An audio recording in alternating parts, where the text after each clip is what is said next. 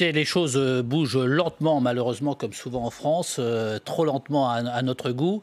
Donc moi, j'ai souhaité cette commission d'enquête, effectivement, pour faire la clarté sur les concessions, non pas seulement sur les privatisations, mais sur les concessions d'autoroutes historiques, hein, celles qui sont issues effectivement des privatisations. Je pense que notre rapport a été très bien accueilli, hein, et il a permis de faire un point très général. Il y avait un sujet qui était un peu contesté, voire très contesté par les sociétés d'autoroutes, ce sont les prévisions que nous avions faites dans notre rapport. J'avais fait appel à un expert extérieur qui nous a aidés pour faire ces prévisions. Et donc l'objectif, c'était de voir comment on pouvait actualiser aussi ces prévisions. Donc, le but, c'est effectivement que notre rapport ne reste pas dans les tiroirs et ne tombe pas aux oubliettes. Le gouvernement en a pris connaissance. J'ai pu rencontrer deux ministres, et notamment le ministre des Transports, Jean-Baptiste Djebbari, qui a été sensible, hein, aux propositions que nous avons faites, mais je trouve qu'on avance doucement vers la résolution des problèmes, et notamment le problème de la rentabilité, puisqu'il y a toujours une discussion sur la rentabilité. Personne n'est d'accord, que ce soit la Cour des comptes, l'autorité de la concurrence ou le gouvernement ou les sociétés d'autoroutes. Donc j'avais proposé qu'on fasse une table ronde, et ça, j'espère qu'on va pouvoir la faire prochainement. Sommet des autoroutes, c'est ça?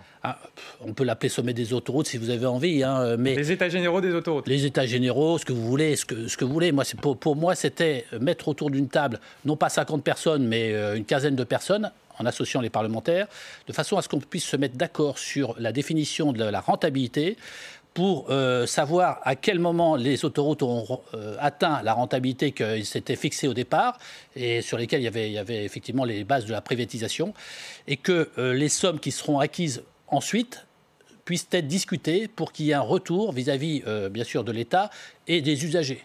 Parce qu'on a fait des propositions pour les usagers aussi. Il faut que tout le monde s'y retrouve dans cette affaire. Et je pense que les sociétés d'autoroutes ont intérêt à discuter avec nous. Et ont intérêt à aller à cette table ronde, parce que c'est des gens compétents, c'est des gens qui gèrent bien. Mais c'est des gens, s'ils restent sur leur image actuelle, auront peut-être du mal à avoir des renouvellements de contrats à l'issue des contrats actuels.